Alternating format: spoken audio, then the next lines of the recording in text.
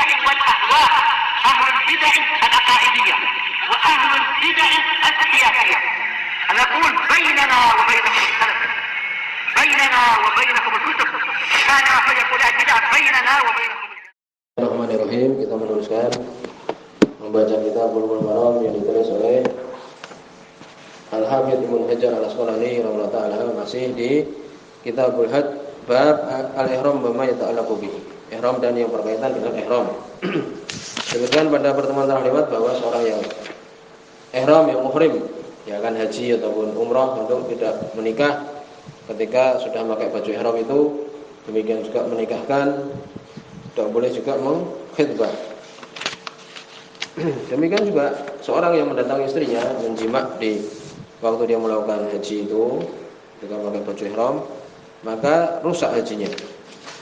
Untuk dia mengqadha dan untuk tahun berikutnya dipisah dengan keluarganya itu.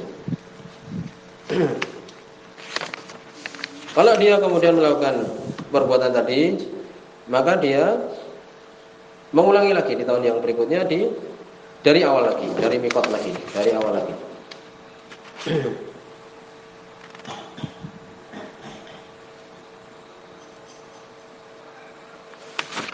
Bagaimana kalau yang umrah mendatangi istrinya sebelum, yakni setelah dia tawaf, rusak. Ya, setelah tawaf itu kan melakukan sa'i kan. Nah, dia mendatangi istrinya, maka rusak umrahnya. Bagaimana kalau perempuannya ini dipaksa, maka tidak perlu untuk membayar badanah, yakni denda dan sebagainya, karena dia dipaksa. Man nadhara ila imraatihi hatta amna. Bagaimana kalau dia melihat istrinya sampai dia keluar air mani, tidak rusak hajinya, demikian juga umrahnya, dan tidak ada sesuatu pun bagi dia karena dia tidak melakukan jima. Bagaimana kalau mendatangnya di duburnya, atau yakni laki dengan laki-laki umpamanya, atau hewan, sebutkan di sini, rusak hajinya, demikian juga umrahnya. Berikutnya hadis nomor 717. Setelah kita sebutkan bahwa tidak boleh dia menikah atau menikahi, demikian juga menjimai, demikian juga memakai ini pakaian-pakaian yang dia itu berupa baju untuk laki-laki. Berikutnya hadis nomor 717 tentang berburu. Wa Nabi Qatadah Al-Ansari radhiyallahu anhu, dari sahabat Abu Qatadah Al-Ansari radhiyallahu anhu. Hadis disebutkan oleh Imam Bukhari dan Imam Muslim. Fi qissati saydihi al-himara al-wahshi. Di kisah ketika dia berburu himar, keledai liar. Kalau keledai yang dipelihara tidak boleh untuk dimakan.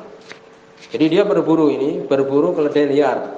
Wa huwa ghairu muhrim, dia tidak ihram. Dia bersama dengan rombongan yang melakukan ihram. Ya. Tapi dia sendiri tidak haji, demikian juga tidak umrah. Maka dia mengatakan, dia berburu ini. Faqala Rasulullah sallallahu alaihi wasallam li ashabihi, maka Rasul sallallahu alaihi wasallam beliau mengatakan pada para sahabatnya, wa kanu muhrimin, dan mereka para sahabat dalam keadaan ihram. Jadi Abu Qatadah dia dapat buruan, dia berburu binatang. Ya, dia tidak ihram. Ya, kemudian diberikan kepada para sahabat. Demikian juga pada Nabi sallallahu alaihi wasallam. Yang mereka para sahabat itu dalam keadaan muhrim. Hal minkum ahadun amarahu, apakah di antara kalian ada seseorang yang merintahkan dia untuk berburu itu? Banyak lihat di situ ada keledai tadi liar, itu ada keledai liar, tangkap atau bunuhlah. Apakah ada yang merintahkan yang orang-orang muhrim ini? Aw asyara ilaih, atau mengisyaratkan, menunjuk saja, bisa dengan suatu? Qalu la, mereka mengatakan tidak. Ini tidak mengisyaratkan, tidak memerintahkan. Qala, maka Nabi SAW beliau mengatakan, fakulu, makanlah, maka makanlah ma baqiya min lahmihi, apa yang masih tersisa dari dagingnya. Muttafaqun alaih. Di sini semua Imam Bukhari dan Imam Muslim. Jadi boleh seorang yang umrah atau haji ketika muhrim untuk makan daging yang dia itu hasil buruan. Nanti akan dibicarakan. Kemudian berikutnya hadis nomor 718. Hampir mirip ini ya kisahnya. Wa ni Sa'b bin Jasamah Al-Laitsi, dari sahabat Sa'b bin Jasamah Al-Laitsi radhiyallahu anhu. Hadis muttafaqun alaih. Anahu ada li Rasulillah sallallahu alaihi wasallam himaron wahsyian, dia menghadiahkan untuk Rasul sallallahu alaihi wasallam keledai liar. Wa huwa bil abwa, dan Nabi waktu itu di Abwa.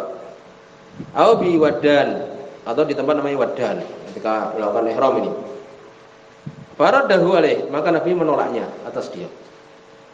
Kemudian tampak wajah yang tidak senang dari Shu'aib, sedih kenapa Nabi menolak pemberian. Ini menunjukkan bahwa seorang itu kalau hadiah ditolak itu sedih, kan demikian. Maka Nabi menjawab untuk menghibur sahabat ini.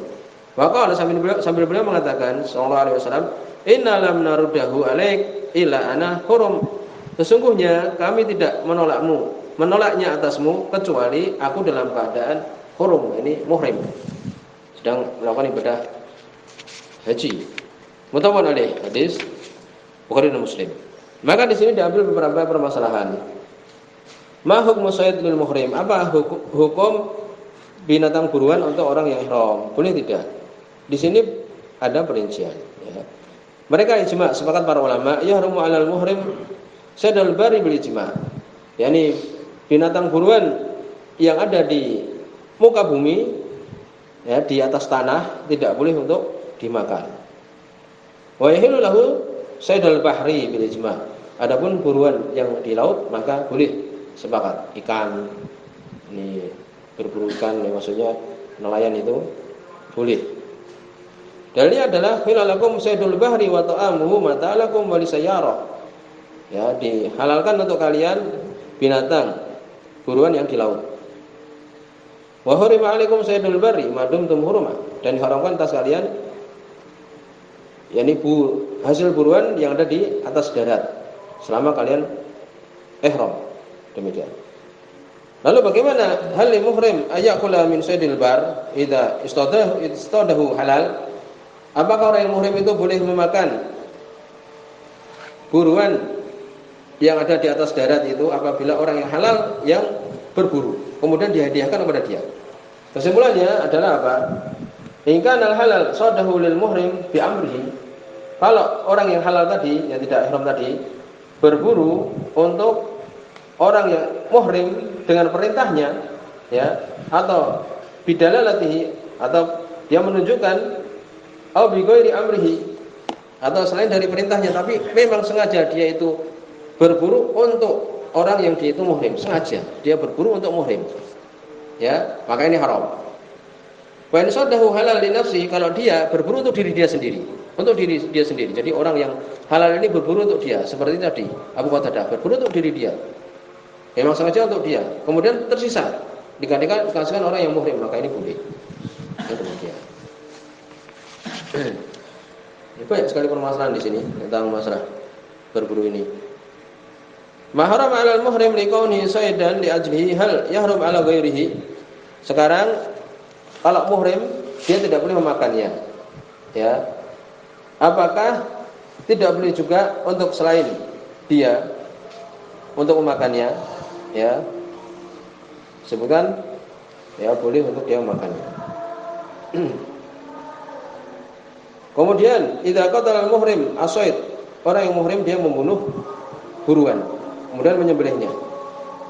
Ya. Sembelihan itu halal tidak? Ini orang ini mau haji, kemudian dia berburu ini. Halal enggak buruan dia itu? Kan tidak boleh, kan? Jawabannya disebutkan bahwa itu tidak boleh dimakan, karena itu adalah sembelihan yang tidak syar'i. Demikian disebutkan. Subhanallah demikian. Jadi kalau orang haji dia berburu kemudian dia menyembelihnya tidak halal dimakan, karena tidak syar'i. Kalau dia mendapati bangkai, demikian juga hasil buruan, mana yang harus didahulukan? Dia muhrim ini, didahulukan buruan itu, karena hasil buruan itu asalnya bukan haram, haramnya karena dia itu muhrim. Permasalahan yang agak pelik di sini. Kemudian disebutkan idza arma wa fi mulkihi sayd. Kalau dia ihram, kemudian dia mempunyai binatang buruan, dapat apa namanya tadi, kalau dia liar namanya, milik dia itu, apakah dilepas atau ditunggu? Disebutkan tidak perlu dilepas, itu adalah halal milik dia, sembelih nanti saja.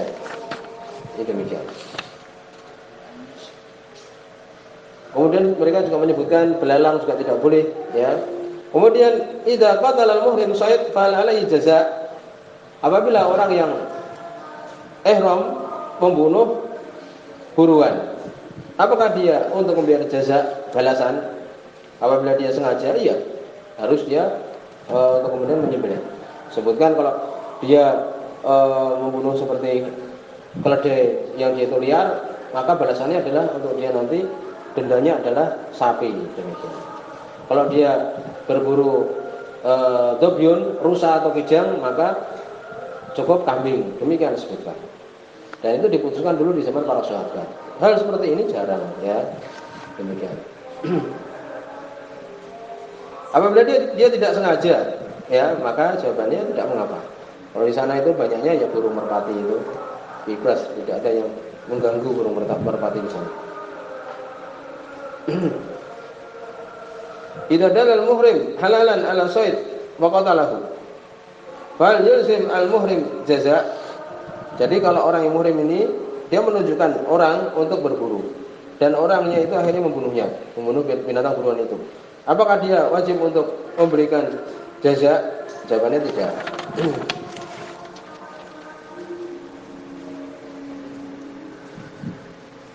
Idza dalal muhriman akhar faqatalahu fa'alaman al jaza. Apabila menunjukkan dia kepada orang lain, orang yang muhrim juga, ya, orang yang muhrim menunjukkan orang muhrim yang lain, ada binatang buruan, kemudian orang lain itu yang muhrim ini membunuhnya, siapa yang membayar?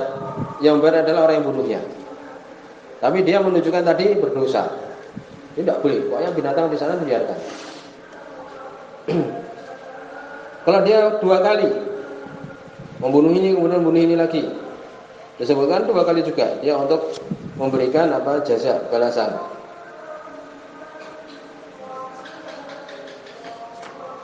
Kalau dia membunuh, ya, binatang buruan yang dimiliki orang lain, ini binatang buruannya milik orang lain, maka wajib dia membayar denda, demikian juga mengganti milik orang lain tersebut. Kemudian disebutkan bahwa barang yang dikatakan itu barang buruan, disebutkan yaitu yang ada di atas muka bumi. Kemudian dia yang boleh untuk dimakan. Ya, kalau itu sesuatu yang haram bukan termasuk buruan. Demikian juga yang tidak dia miliki. Demikian juga yang dia tidak boleh untuk membunuhnya ketika melakukan ihram itu.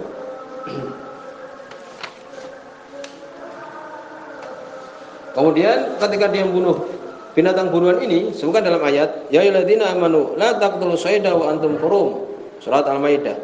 Wahai orang yang beriman, jangan kalian membunuh binatang buruan dan kalian dalam keadaan ihram. Wa man qatalahu, barang siapa yang dia itu membunuhnya, minkum di antara kalian muta'ammid dan sengaja. Jadi kalau tidak sengaja tidak mengapa. Sudah selesai. Maka apa kalau dia membunuh dengan sengaja? Fa jazaa'un, maka balasannya misru ma qatala minan na'am, seperti apa yang membunuh dari binatang ternak. Jadi kalau dia membunuh tadi disebutkan keledai, ya, yang liar, maka itu adalah sapi. Kalau dia membunuh rusa, maka kambing. Yahkumu bihi idza wadri minkum, yang menghukumi orang yang adil di antara kalian. Hadiyam baligul Ka'bah. Hadyu ini sembelihan yang sampai ke Ka'bah. Au kafarah atau kafarah. Jadi kalau tidak ada binatang ini tadi atau dia tidak mampu, boleh memilih. Boleh milih dia.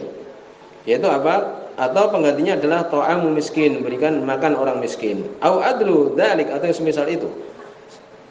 Semisal itu yaitu apa? Siyaman. Yaitu berupa puasa. Dia duqa wa bala amri, untuk dia merasakan. Ini untuk dia mengetahui hukumannya itu. Ya, demikian juga perkara dia tadi, sebab itu. Jadi boleh dia memilih untuk sembelihan tadi atau puasa atau yang lain tadi. Ada permasalahan bagaimana boleh membunuh ini burung dan sebagainya. Berikutnya hadis nomor 719.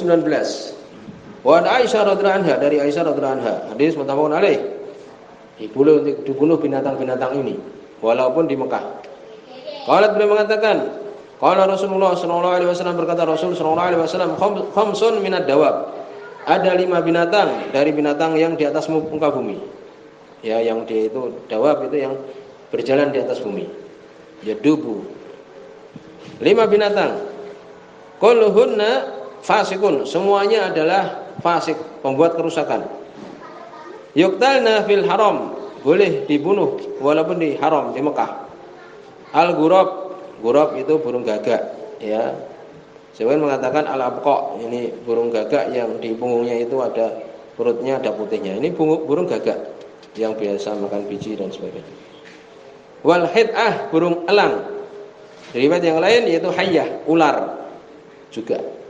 Wal aqrab, yang ketiga adalah aqrab, kalajengking. Wal fa'rah, tikus. Wal kalbul akur, anjing gila. Muttafaqun alaih. Disebutkan oleh Imam Bukhari dan Imam Muslim.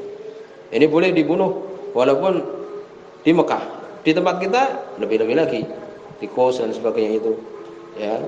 Sampai di sini subhanallah wa bihamdihi. Asyhadu an la ilaha illa anta astaghfiruka wa atubu ilaik.